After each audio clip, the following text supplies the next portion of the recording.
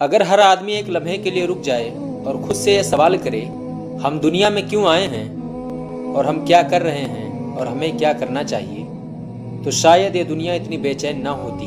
हम सुबह से शाम तक दौड़ रहे हैं, किसके पीछे, किस चीज़ के पीछे?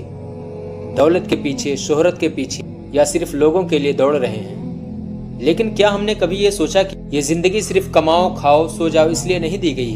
हमें एक मकसद के साथ भेजे गए, एक इम्तिहान के लिए, एक अमानत के लिए। हमें इंसान बनाया गया है ताकि हम सच को पहचानें, हक का साथ दें और अल्लाह को राज़ी करें। लेकिन अफसोस हमने मकसद को बदल लिया है और रास्ता भूल गए हैं। आज भी वक्त है खुद से सवाल करो, मैं कौन हूँ, मैं कहाँ जा रहा हूँ, और अगर मौत आ जाए तो क्या हम तैयार हैं? ये दुनिया हमेशा की नहीं, असल ज़िंदगी आने वाली है।